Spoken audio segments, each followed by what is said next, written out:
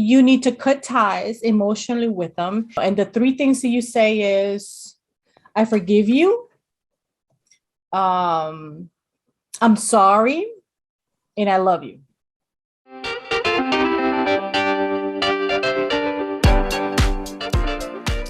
The Best Is Yet to Come is a podcast about dating later in life.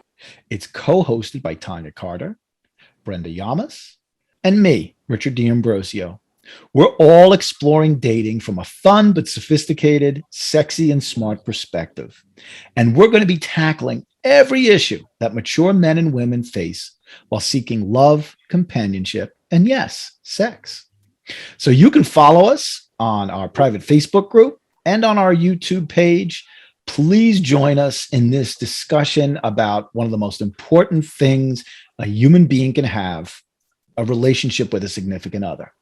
Welcome to season number 2, episode 1 of The Best Is Yet to Come. We are back for 2022, and we are continuing a conversation from 2021 about, what is the best way to set yourself up for success in the new year?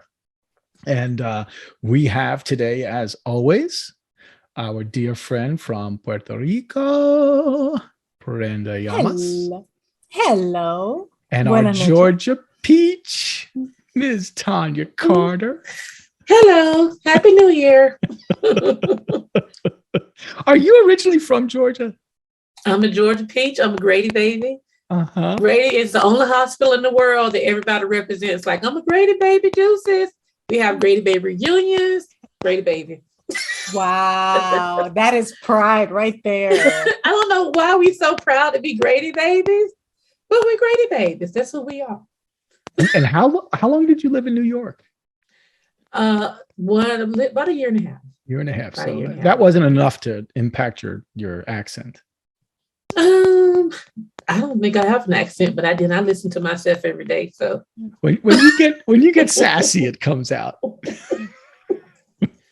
This is gonna be a new year, guys. No sassiness. Don't you dare go there. Don't you dare. Brenda doesn't believe that lie at all, right? Mm-mm. I'm gonna be cool, calm, and collect as soon as I get this microphone together. Yeah, sure. Right. That's gonna last the next 3 minutes. But then why not? Why would we want the cool, calm, and collected time? I don't want that woman. No way. Okay. I don't know who she is. She doesn't exist. Good. That's good. Just bring us you, girl. We miss you. You just bring on the Spanish, Brenda, okay? The Spanglish. Yes, Spanglish. That is exactly what I'm speaking these days. And I'm going to be speaking my Long Islandese. Oh. Billy Joel. He's got his Long Island accent. Yeah. We are continuing the conversation about, we're going to focus on one of the 3 tips. And Brenda led us into a concept that's so critically important. In fact, I have been, over the last 4 weeks, looking at a lot of other podcasts that talk about dating older in life. There's quite a few of them out there. I'm finally discovering all of these other podcasts and people doing interesting stuff. And one of the things that I consistently don't hear is what we talked about at the end of 2021, which is this concept that, stop looking externally at shitty dates, shitty dating prospects, and ask yourself, how much are you contributing to that by your frame of mind, and how much work you're still doing on yourself? So, Brenda, why did you come up with that as your number 1 tip, that it's really about your own mindset and what work are you doing on yourself? Sure. So I've been working on this process in this book I read. It's actually not even a published book. It's a book by one of my business mentors, and she talks a lot about manifestation. She happened to write a book about manifesting your love, your soulmate. But she never really published it because after she wrote it, she didn't want to be known for that thing. So I've been reading it. It's wonderful. It's a wonderful book. And, it made me realize that just like anything else, you cannot attract that you want without making space and preparing for it. Kind of like if you wanted a big truck, but you know that your house or your driveway or your garage doesn't fit a big truck, you have to make some arrangements to get some sort of either a bigger garage, an extension, a carport, something to fit that truck. You probably have to clean your garage. You probably have to, do some things in order to get this new car in your house. And it's the same analogy, you really have to do. And it's been interesting because I'm actually doing the work, and it has been eye-opening. I'll have to tell you guys later about an experience I had the other night. Tell us right now. What's stopping you? Right. I was going to say, why can't we? This is a whole show about these experiences. Do you know where you at, young lady? So one part of this exercise is sitting down and addressing or speaking or writing down every past boyfriend or girlfriend you had, lover, whatever. And one night stands. Yeah, if Do that they count? goes to, If you they have count? those, do they count? if there was something there, yes. So basically what she's saying is you need to cut ties emotionally with them. You need to forgive them, and you need to let that go. Okay. And I went down the line, and the three things that you say is, I forgive you. I'm sorry. And I love you. And that it's, just to cut it off with that person. She said, there might be ex-boyfriends that owed you money, that disrespected you in some way, that maybe cheated on you, that you're hurt by any reason, and you're still holding a grudge of some sort. So she said, you got to cut that out. You got to let it go. And by you saying these things, you just kind of let it go. So I started, ex-boyfriends, I had no problem. Yep. I forgive you. I'm sorry. I love you. Done. When it got to my ex-husband, though. Because you have more ties, because you have that beautiful daughter, maybe. And it's more recent. Here we go. Just give her a chance, Tanya. I just didn't realize that when I got to that name and that person, I got stuck. It was not easy for me to say, I forgive you. I love you. I'm sorry. Right. That was not easy at all. In fact, I went to sleep. I couldn't continue doing the exercise. I went to sleep on it, and I had a dream about it. And the reason I had a dream about it is because, and I'm going to say it, there's this young lady that used to frequent her house that was a friend of the family. Well, back then when I was still at home, I thought that she had ulterior motives. Let's just put something it that going way. on. Yes. Yeah. She either wanted something with my ex-husband or something was going on with this girl. Mm-hmm. But she was always show up. She was always in the picture as being so helpful with my daughter. And she was there. And we needed a babysitter and it's a weird dynamic. But he's never admitted to anything. And because of that, I always had this thing.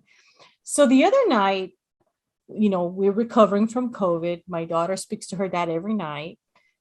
And I tell him the other night, okay, I am bathing her now, putting her down, and we're calling you because every night they pray together before she goes to bed. Oh, that's sweet. That's a beautiful thing. Oh, he's a great dad. Great dad. So, okay, cool. We get in bed, we call, no answer. Call again, no answer. I'm like, I just texted with him like 30 minutes ago. So then he texts and says, oh, I'm sorry. I am at the movies and I cannot answer the phone right now. Please tell her that I'll call her in the morning. And that just shocked me because I was like, you just spoke to me 30 minutes ago. You should have told me that you're not going to be available. And that way we wouldn't have even called you. But anyway, so I looked at my daughter and I said, who could he be at the movies with? And she blurted out that name. I knew it. I felt it was coming. Her. I knew it was that bullshit was coming.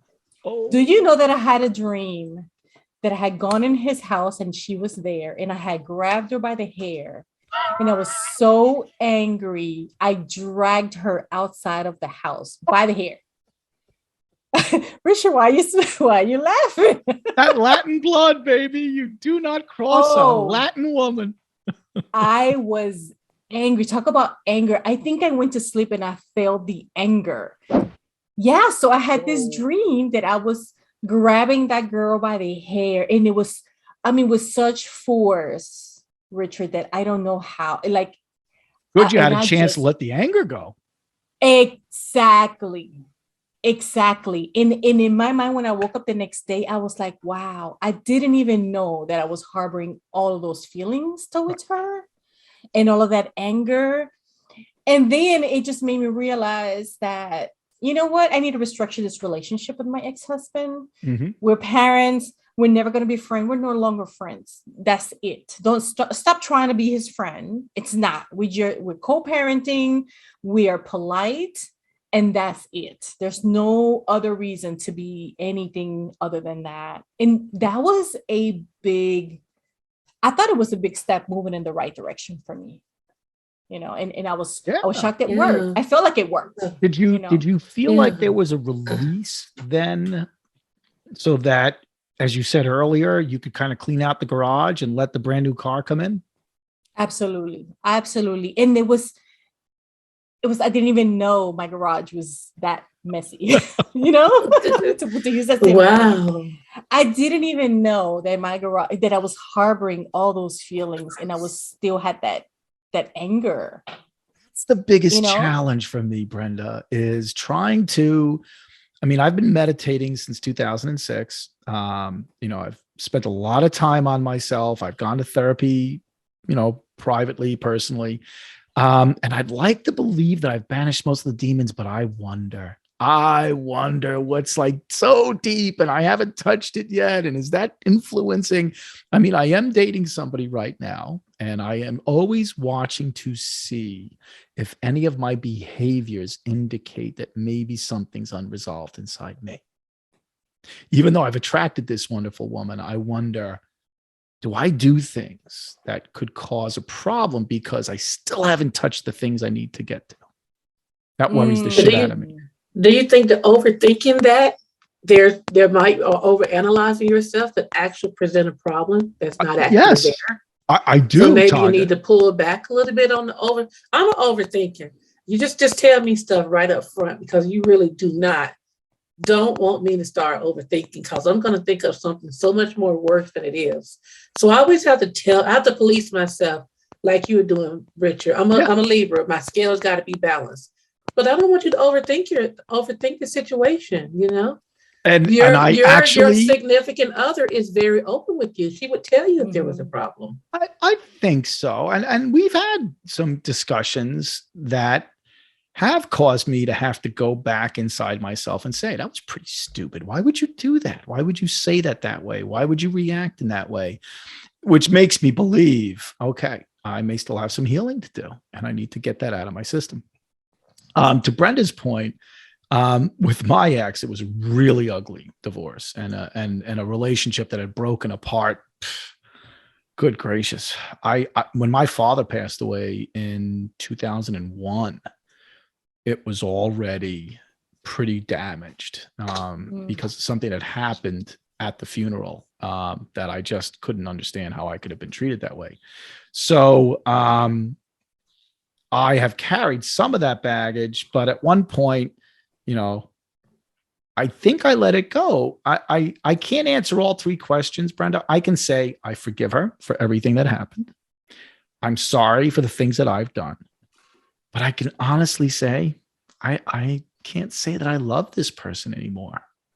Is that part of what's holding me back? Because I don't feel good enough about myself that I can be true to my spirit, which says, let go, just love for the sake of loving, and don't bring your baggage into relationships. But I don't know. Richard, you can't even love her for giving you 3 beautiful kids. I appreciate her for those 3 beautiful kids. I appreciate all that she did to raise them. She chose to be a stay-at-home mom, which I think is probably, if not the most difficult job, certainly one of them. And I think I have 3 amazing kids, and she's got a lot to do with it. There's no denying that they are as good a people as they are, in great part due to the way she raised them. So I appreciate that. When I use the word love, there's two kinds of love that I believe in. There's sort of agape love. And for anybody Right. who's Yes, studied agape spirituality, agape Yes. is you just love because the world is love, and you believe Yes. in love as a creating force, and you just give it, and you don't dwell on whether or not you get any back or you get paid for it or whatever. And then there's the love that I think most of us associate with either dating or marriage, which is, if I give you this and you don't give it back to me, there's an imbalance, and I don't know if I can still love you. or if you hurt me and that shows me that you didn't give back. And I think I'm still stuck in that place that I can't go to agape. And maybe is that, does that manifest itself in some of the stupid things I do in this relationship, this wonderful relationship I'm in now? I don't know. Maybe I need to go back and see a therapist.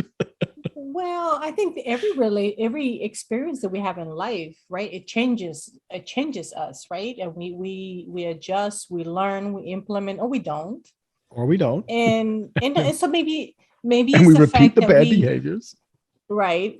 Maybe we just accept the fact, you forgive her for all the ugly things. There was love at one point. There was and love, I do. When I say I forgive, point. I mean it.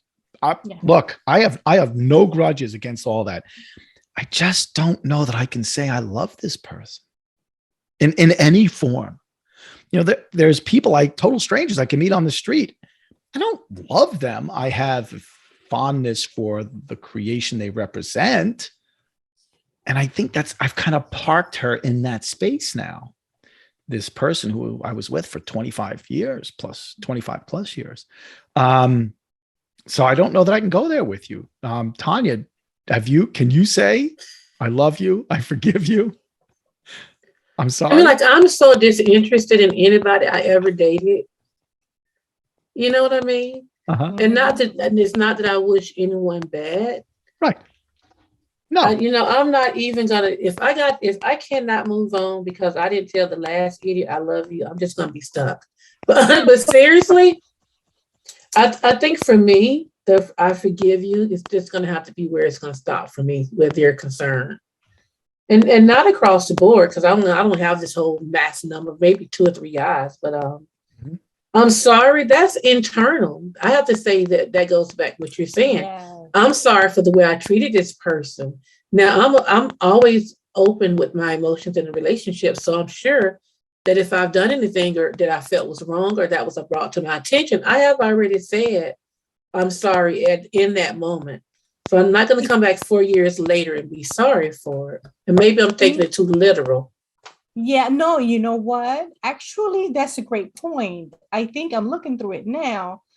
It might be more like you forgive yourself. Yeah, that's what I'm whatever saying. I'm forgiving happened. myself. Yeah. Right. Because I've already forgiven him at that time or the other person. So now I'm sorry. It's me saying I'm sorry for my actions. Now, loving the person, I'm going to have to just skip right on over that, bebop and skip hop. Because that's something I'm not even going to force, because once I'm done, I'm literally done. And to Richard's point, I don't want the person to die. I'm not going to push him out in front of a car right now.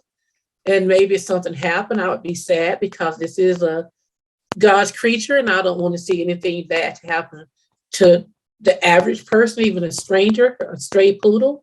So yeah, there's gonna be some affection. I've never been 100% right, and they've never been 100% wrong. But for me, this list cannot be all or nothing. So I'm gonna twist this to myself selfishly. I forgive him. I'm sorry for the things I did wrong in the relationship. And then I love you. It's going to have to be, I love Tanya, because sometimes for me, maybe we don't express enough love for ourselves and things that we do. So I'm just going to look at that from a different, because saying I love Richard's somewhere doing whatever he's doing. He don't even know what I'm doing. It doesn't matter. But for me to say, Tanya, this did not work with you guys. You know, I forgive him for what he did. I'm sorry for what I did. And I'm going to love myself and let go. That's how I'm going to go see that I love you. It's because, Tanya, you know what? We're going to get over this, girl. We're going to get through it. I love myself. I accept myself for who I am. To one of the points we have for New Year's Eve is accepting who you are. And that's just how I'm going to choose to view these 3 points. Like the Bible, it can be open for discussion or, interpretation, I'm assuming. Right. So this is part of what they call a cord cutting exercise. I was just looking it up, right? So this is kind of part of meditation where you would meditate and you would imagine you and this person are walking along, let's say on a beach, and you do this you look at this person in the eyes, like this is what you're visualizing, and you say, with love, I now set you free. I now set myself free. I let you go with love. And then you cut the cord. So this is designed to cut the cord, any kind of emotional cords that you have to this person. And once it's done, it's done. So you almost feel like you're looking at your belly button, you're cutting that, you're cutting away from this person. And then you do the same thing for anybody else on your list. And then as you meditate on that, you feel the years of weight of this entanglement coming free. You're now free of this relationship and all that it represents to you. You're now free. And then you say the forgiveness mantra to your person one last time before they walk away. I forgive you, I'm sorry, and I love you. So it's more about you saying it in love than with love, I like that. Yeah. If we can, differentiate the two. But that's what that exercise is meant to do. And so on a soul level, it says you're both now free. So you are just letting this person go. You don't ever have to think about him again. You don't ever have to remind yourself how bad it was or what this person did to me or how they took advantage of me or whatever. And it sounds so woo-woo, but after It's that not. dream that I had the other night, oh my God. Brenda, I had a similar situation. So the first relationship I had sort of during the separation before the divorce was final was with a fantastic lady, 2.5 years, really connected, I think at a deeper level kind of relationship. And then it broke off in this weird, abrupt fashion. To this day, I still don't understand what the heck happened. And I had a hard time letting go of that relationship, and I'd started a new relationship, and I was struggling with the new person. I hadn't cleaned out the garage. And I remember one night, because I was doing a lot of work on myself, I had a dream. I woke up from a dream where this woman and I was at a party. It was outdoors. It was before COVID, long before COVID. It was outdoors. It was underneath a tent, one of those big white tents. And, there was chafing tables and, open bar. And I can remember it all distinctly. And all of a sudden I see her there. And I'm like, why is she here at this party? And I had the courage to go over and say, hi, how you doing? I really miss you. And it was wonderful. We were chatting and we were being kind to each other versus the last time I saw her. And then within a matter of minutes, she starts moving away from me and outside the tent. And for some reason, I couldn't leave the tent. So I couldn't go chase her. And she just kind of disappeared into the darkness. It was nighttime and she just disappeared into the darkness. And I think that dream let me let her go. Because then this other woman who was in my life, it was so much more light and fun. And we were having a great time. There were other issues between the two of us that we couldn't work out. But that car, that old car that was in the driveway was gone. And I could park a new car in the garage now. And I totally believe what you just said. And I think that woman that she wrote this book, she's right. You got to do that work. Yeah. Well, but we'll figure it out. So there's that. There's the concept of, have you cleared out the cobwebs, the crates, the boxes from a previous move that are blocking the garage? But then there's other stuff. And I had sent, before our episode today, I had sent Tanya and Brenda a TED Talk There is this brilliant lady. I don't know where she works. Her name is Trillian Small. She is a therapist, and she spoke at a TED Talk at Southern Methodist University. And her topic, you can go Google it. And in fact, maybe I'll drop it into the notes on YouTube and include the URL in the podcast.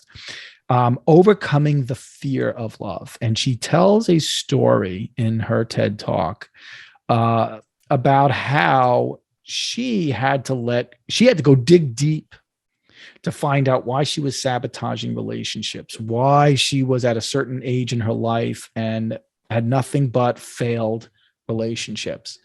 And she comes to this point in the TED Talk, and I won't do a spoiler here, but she comes to a point where she makes it so personal. And if you watch this, what I'm hoping anybody who's listening to the podcast, watching us on YouTube, is you will consider whether or not that cathartic moment that maybe you've got some work still to do, because this relates to something that's not about boyfriends. It's not about the most immediate men in her life. And she needed to come to terms with that to clear the space in her garage. What did you guys think of Trillian's TED Talk? I enjoyed it. I really did. As I said earlier, I enjoyed it. I thought it was informative, and it did make me reflect on, with her saying that she was turning away love because she was scared to be loved. I thought that was always interesting because, we see someone and we judge them outwardly. She looks so well put together. She has her PhD. She's well educated, well spoken, and looks great. You just expect her to have it all together. And like she said, with her being a therapist, not recognizing that she needed therapy. And in that therapy, with her discovering that she's scared of love. I equate that to sometimes people are scared of success. They don't do more in life because they're scared of succeeding. So to me, I enjoyed the TED Talk. I think, I'm going to look at it again. I looked at it late at night. I was sort of sleepy. So just in case I missed a couple of things, but I really enjoyed it. She was very personable. Very approachable. Yeah. Brenda? No, I think the one thing that stood out for me is kind of sort of what Tanya said, where it doesn't matter who you are and what job you do. We still have our stuff. Know. Yes, you never know what they're going through. And it's more about do as I say, not as I do a lot of times. Like the therapist really does need a therapist. Like a doctor really does need another doctor. Like, the business person does need another mentor, because there's so many things that we don't see within ourselves. Sometimes we have these blind spots that we need someone else to kind of identify them for us. And as far as being afraid of loving, yes, I think that is so valid and a lot more common than what we think, because a lot of times totally we agree with sabotage you. ourselves. Yeah. Right? The comment section was like, whoa. In what way? To see the number of people, and of course, it's always predominantly women respond to this stuff. Well, because just men to see don't like to share their feelings, and I do agree with that. Yeah, we need to train men, especially when they're young, that it's okay to speak about your feelings. And I think that's one of the biggest problems we have between male-female relationships. I don't think it's innate that men can't do it. They can't go there. I think we teach them not to. And that's what's so unfortunate about what you noticed, is that, how many men could have probably said something similar, but chose not to. I'm sorry, I interrupted you. I was just amazed at the number of people who don't think they deserve love. Like, why don't you? I don't understand that. Through all my bullshit and things I do, I never felt like I don't deserve love. Like that's just the basics of life. Of course, we need food, air, stuff, but all this whole universe is built on. Well, now we're just having kids because we're just having sex.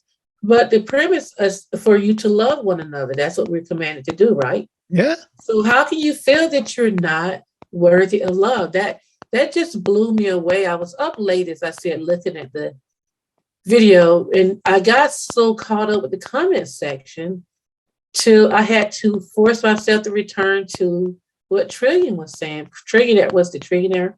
I couldn't believe the number of people who said they. I was like, damn. Or, I was watching one of our colleagues in this space doing a podcast about dating over 50, and they have a very large base, and they have surprisingly a lot of men follow this particular podcast, and the subject matter lent itself to men commenting, and I could not believe how many men were saying what I would call sad and self-defeating things about women, about relationships, about their poor experiences. And I think men do it too. They sabotage through whatever baggage they're bringing from their childhood, from a divorce, from a couple of broken relationships with girlfriends, whatever.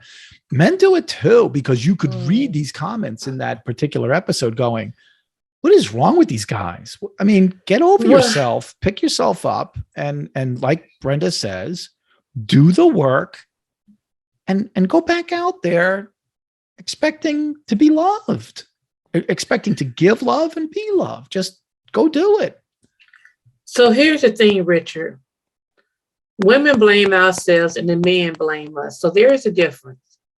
Most times women are saying, he's cheating on me. What am I doing wrong? What can I do better? Why does he doesn't love me? What does she do? What does she have that I don't have? And he can literally give you a list of things that you're going to change. Whereas men are on the other hand saying she's not doing this, she's not doing that. So women, we're questioning ourselves. We're trying to manifest. We're trying to build. We're trying to figure out. Men are just dumping that crap right on women and saying, this is her fault. And that's just, to me, what I'm saying. You see the video I sent you the other day about the dude? It's just always the woman's fault. Like, even the man there's made a the lot video. of guys like that who get the publicity, they get the shares. And we're going to do an episode this season, about people like Mr. Samuels and some of these other guys. I mean, I see it. Jordan Peterson, he clearly has a hard on for women. It's an undercurrent in all of his Jordan shit. Peterson. He's a psychologist in Toronto. He's very famous for a couple of years ago trying to tell men, grow up, be committed to a job, be committed to the man's place in the world.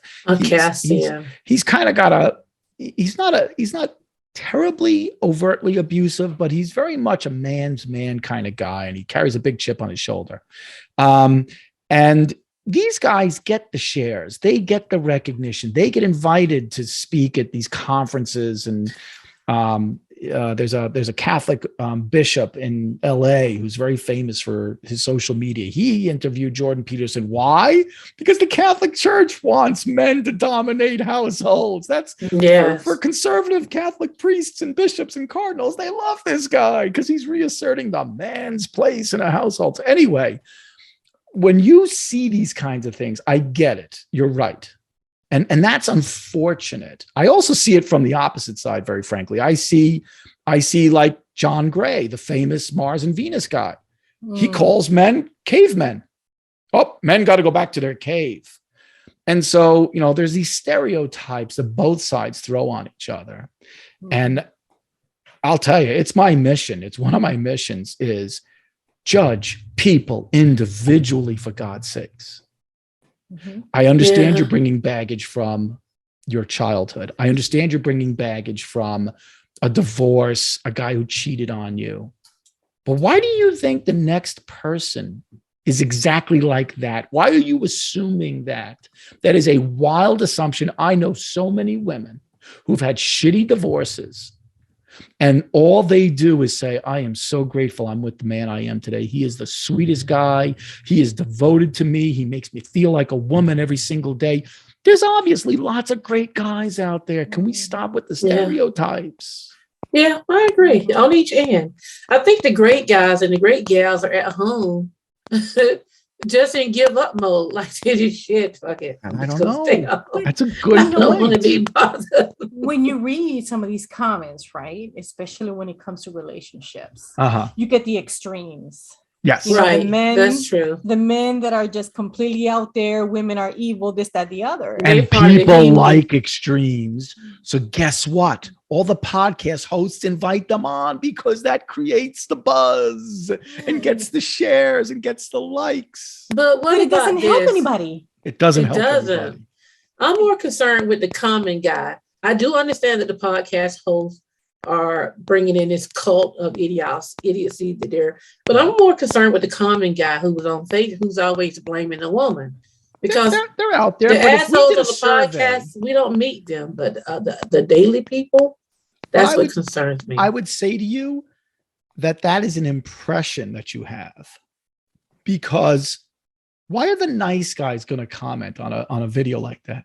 They have no inclination to. So you've got a situation that's self-selecting Yeah, the idiots.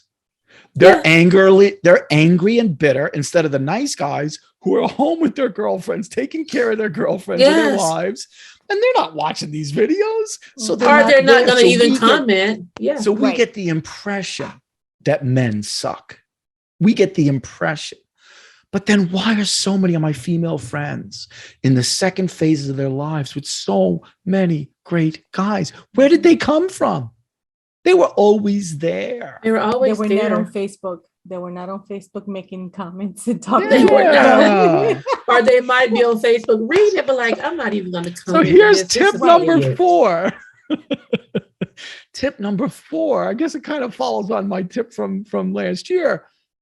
Judge the person for whom they are. I don't say don't expect some stuff to happen. Absolutely. There are men, I know lots of men who, when they got divorced, they were horn dogs. They were on Match.com because they wanted to get laid at least 3 to 4 times a week. I know those guys. They exist. I'm not denying that they don't. Yeah. I also know so many good men who are like, I got out of a bad marriage. I need to heal. But when I go back in, I am going to treat a woman something special because I want her to treat me that way. Yeah. And we've all got to be in that mindset that if I am a good person and I've done the work and I've cleaned out my garage, then that person will appear. They will arrive. And I've got to be optimistic about that. I really What's that believe look that. for, Brenda? What's that look for, Brenda? What is that? No, the look is exactly that unless people do go through all those steps, when Yeah. that person comes along, first of all, they're not going to be able to recognize it. You're not Second going to of all, recognize them. Yeah. right. So you have to do the work. And then, some of these guys, like that guy that was in that video talking so bad about women and women this and women that. Vile. The man's realize- vile. Yeah, they don't realize they keep attracting the same kind of woman. You're dealing with the same type of women. He's she's a manifesting gold his digger. own misery. Yes. Yes. Well, Yes. like I told my cousin on Facebook, I'm tired of these B's and W's, and I'm like, the fact that you're calling them that means this is the type of person you're dealing with. Yeah. Because if you were with someone who wasn't, who was a good woman, you wouldn't refer to her like that. Work on yourself first. Yes. And and I'm talking about younger people in this instance, but all of these little artists with those little baby mamas, they keep passing around the same women to all these guys. And then you have the nerve to talk about, well, she's just a gold digger and she just wants to trap me with a child. But then guess what? You end up getting her pregnant and you're right back in the same side. Excuse me, why did you drop your pants? Forever. I think my one thing is we're talking about meditating. Y'all guys listen, I don't sit around and meditate. I know that 2 or 3 minutes in, I'm going to be asleep, That's I okay. just can't. That's okay. If you go to sleep, that means it's I working. can't be sitting around like, oh, humba. I can't. For y'all out there who can't meditate, we team can't do it. Okay. What I do is It's have okay. a thought process. I have a thought process. I'm not against meditating. Okay. I'm not against manifesting. Okay. I just know 2 minutes in, I'm going to be asleep. That's okay. But the one thing I think that I need to make room to work on for myself is I have to prepare myself to make room for someone So I have been assessing myself, which to you guys, maybe what you're considering is meditating. There it is. Any So I have been, introspection. being introspective. You're Like looking for I'm like, are truth. they in You're there like looking the for truth Buddha? to emerge instead of all the assumptions and the shit that we think is true. You're looking for the real truth underneath. Yes. I think so. For me, I have to do, as I said, I have to make room for someone. And I had to be honest with myself and say, but you're not ready to make room for someone right now. And that's okay. Mm-hmm. I'm going to make room one little sock and a t-shirt at a time. This time but last I have year, to make a room. Yeah. This time last year, I wasn't interested in having a new person in my life. I wasn't interested. I could have a new person, but we need to date distantly. I don't mean in a different state. I mean here in Georgia. But remember the song Saturday Love? I know Brenda has to remember Saturday Love. It's going to have to be a Saturday Love. Like we see each other Saturdays.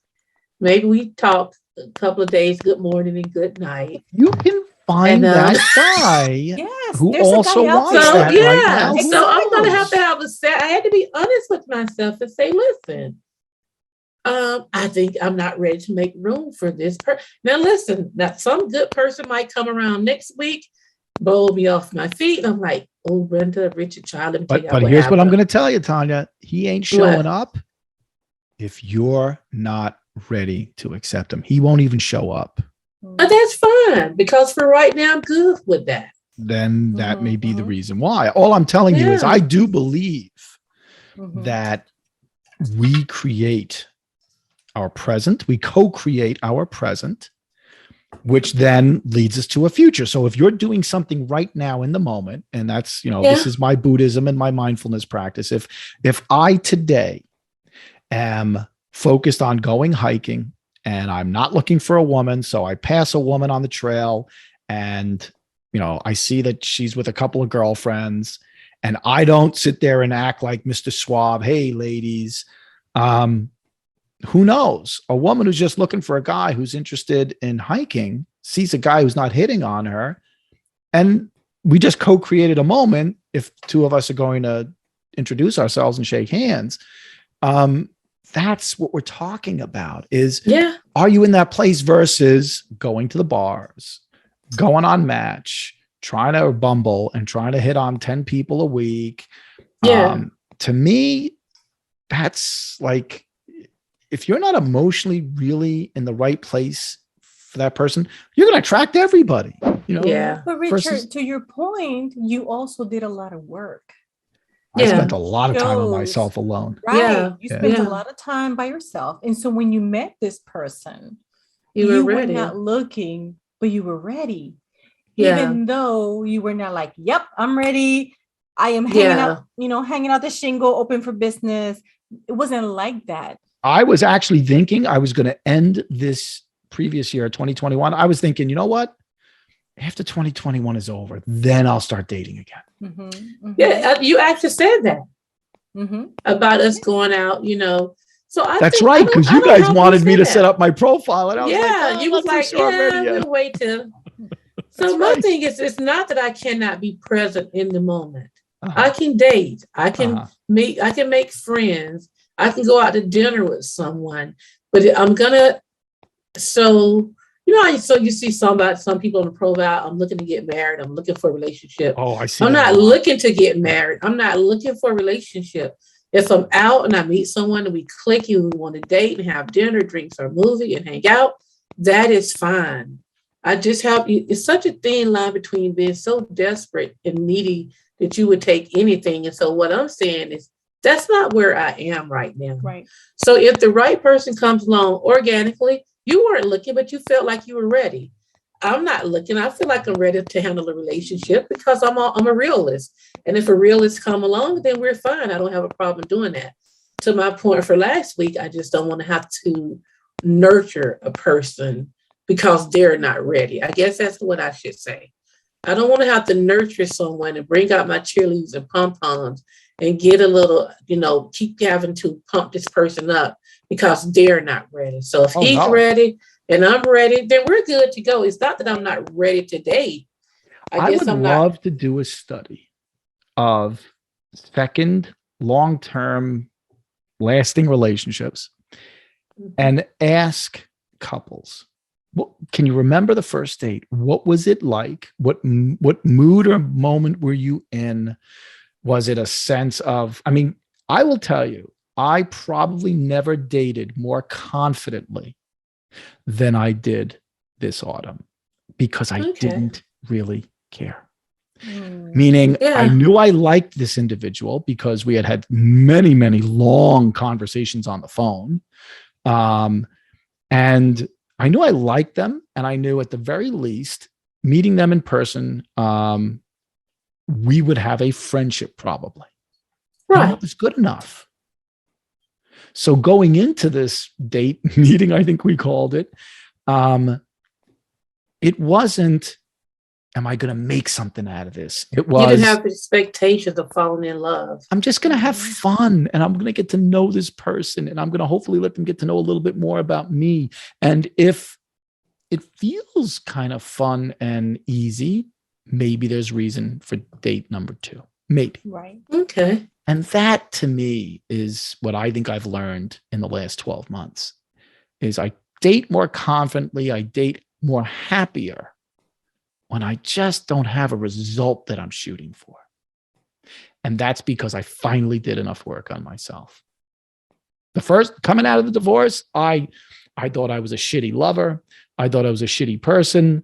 I felt like a failure. I had so much negative baggage. And that poor woman who did stick with me for 30 months, God bless her that she was able to put up with that guy. Second person, I think, like I said, we both had issues and we both tried to help each other with each other's issues, but we still had issues to resolve. Not this time. This time I was like, whatever, que sera, remember Doris Day? Yeah, whatever will be. I'm good with it. I think, and then stuff started happening. Don't you think that at this stage of the game where we are, we're not, because I can identify with both of you, and especially what Tanya's saying, right, as far as dating again, where I feel like I'm so busy during the week and I don't like to be on the phone. I don't like to be tied to the phone and this and that. I want it to be easy too. Right. Like you, Tanya, like, if we can go out on a Saturday night, that's great. But I have a child. I can't hang out all weekend. You know what I mean? Like there's, you have a much different situation than Tanya and I do. Yes. You were me 15 years ago, when your daughter's age. And I know exactly where you are. You work so hard. You have so many hours in your job right now. I mean, Brenda works hard too. I think I was going to say we all do. We're all entrepreneurs. But I think, Tanya, what I can pick up on from what you tell me, you're busting your ass. And to Brenda's point, how much energy would you have for someone to come over on a Wednesday night and watch a movie for 2 hours? Right. Would you even be able to do that? Yeah. No. Yeah. So maybe you also need to wait for a time in your life where, because one of the things I do want to say is to really get to know a person, you do have to talk to them and interact with them fairly regularly during the week. It doesn't have to be every day. It doesn't have to be for 2 hours every other day, but you've got to be interested enough in each other's lives that you're picking up hints about how they live their life, what's going on. If they're a parent and that's important to you, are they tipping you off on what it's like to be a parent and what do they love about it? What's struggling for them? You got to have those communications going on for you to start going, oh, wow, I kind of like this person. They parent the way I do. They have troubles at work the way I do. They solve problems the way I do, because it's those little hints and connections that over time start to accumulate and you go, I really like this person. So the one thing I will say that's to me immutable is you gotta be ready to have regular interaction with the other person if you're gonna get to know them. Because otherwise, how are you gonna get to know them at dinner once a week on a Saturday night and you get maybe 2.5, 3 hours? Are you really spending that kind of time to maybe figure out whether or not they're worth your time or not worth your time? Well, I did say that I can talk with them throughout the week. I did say that. I don't have a problem with the conversations throughout the week. And even to Brenda's point, tonight she's making the time to sit here and do this with us. Yeah. So once she puts Aaliyah to bed, she can do that. Right. And I have multiple conversations with friends throughout the daytime. So I can make the time for the conversations. I can even make the time for a Saturday dinner and a Sunday brunch. But it has to be Wait a second. something that someone Saturday dinner and a Sunday Sunday brunch. brunch. It has to be So someone like who's you worth my go time. meet somewhere for Sunday brunch. Yes. Hey, Yes. no, Oh we're talking no, about I'm not talking about a overnight. night Come on, overnight. Richard. That would be Saturday night and Sunday morning breakfast. Okay. Right. I just was trying to clarify that. That's all. But I mean, I can want do that. I want Sunday breakfast. I want to cook on Sunday morning. There you Girl, go. do that. I love making Sunday you? breakfast for a woman. That is fun. You know what I do on Sunday mornings? I pick up my little black Android and I go on the Uber Eats and my IHOP favorite meal is saved. I just do. They probably like, they're Tanya again. Give her sirloin tips. Give her sirloin tips and scrambled egg tart with cheese. Scrambled. Yes, I miss together. that. I so miss that. Oh, I can't yeah, tell you. No DoorDash where you are, Brenda. No DoorDash, no nothing dash, nothing to your Oh door. my God. No, I don't even know how I would survive. That's what It we adds need. up. We need a date that every once in a while understands our love language and be like, Uh-huh. Yeah. oh, you know what? What would you like to eat tonight? I'll get it for you. I'll Yeah. send you some Uber Eats. Yes, Dinner's my on me. daughter. Yes, gotta my daughter tell and you. I do that for each other. Send me some food. I'm happy. We definitely have to do an episode about love languages because I do believe in that. I do believe when you pay Yeah. close enough attention to person and you understand what makes them go, wow. When you do that, Brenda, you're spot on. I agree. Yeah. I mean, Win can you lots of imagine? points. Tanya's been working all day, and for somebody to say, "Hey, babe, dinner's on me. What do you want me to order tonight?" You know, Or you've been if working he all day. knew what she Yeah. loved and it Right. just showed up. Yeah. And she's like, what's this knock at the door? And the guy Listen. says, and there's a note written on the bag from Mr. Special. Yes, exactly. And then let Mr. Special leave the bag. I don't want to deal with Mr. Special on my weeknight. And because he's a I'm great guy, horrible. he's good. He with that. understands that. Good with that. Exactly. So, are we saying, Tanya? Are we saying, fuck flowers? We just send me the Uber Eats instead. The sirloin tips and the scrambled eggs on a Sunday morning. Yes. Send me something I can use. Flowers are nice. I think we're onto something in the sense that so much of the success of relationships and love is where are you coming from? And we were hoping to have Linda Wida on early this year. We're still going to see if we can get her to come on because Linda talks about healing and how do you do that? You know, we've thrown out some ideas tonight where we've talked about meditation. We've talked about buying yourself flowers and decorating your home in a way.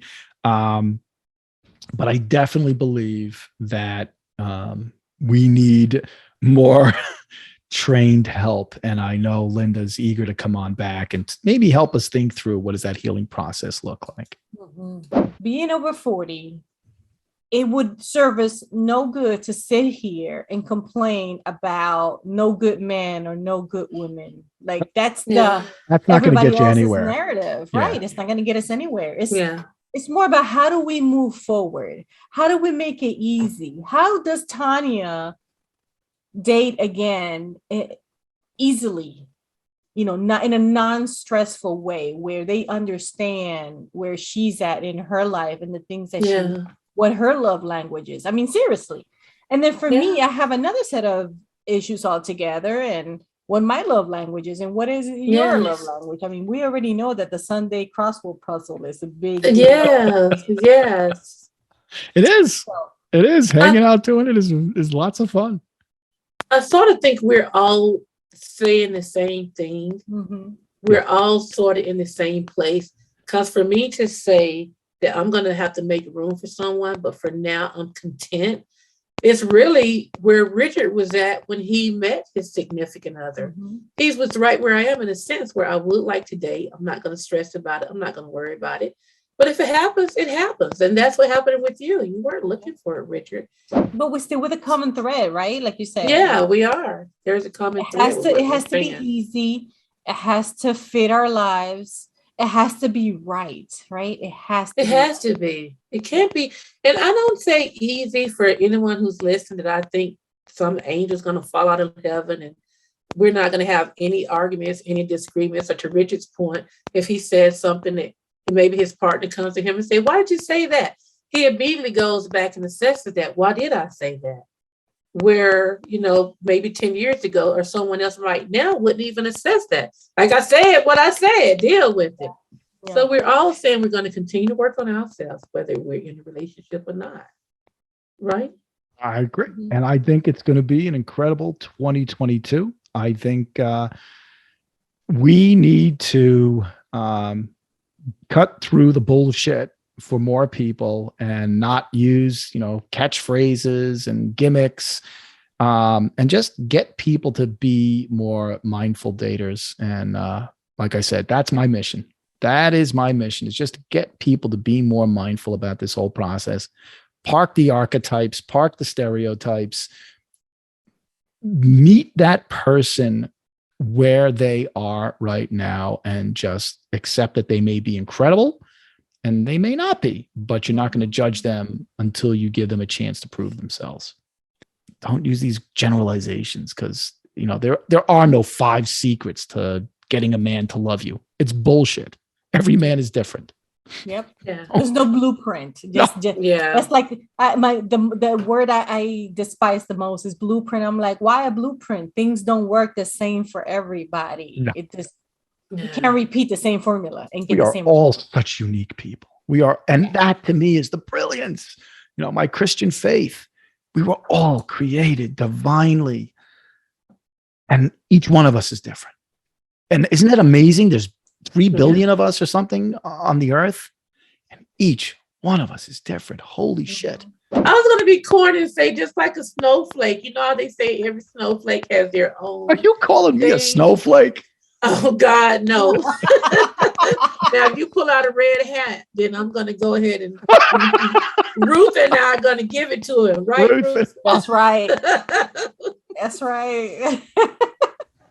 Ruth and I are going to give it to Okay, him. ladies, we're going to have to call it a night. Thank you so much. I think this is going to be a fun year. And oh God, I sure hope, please everybody, if you're enjoying this, share it with your friends.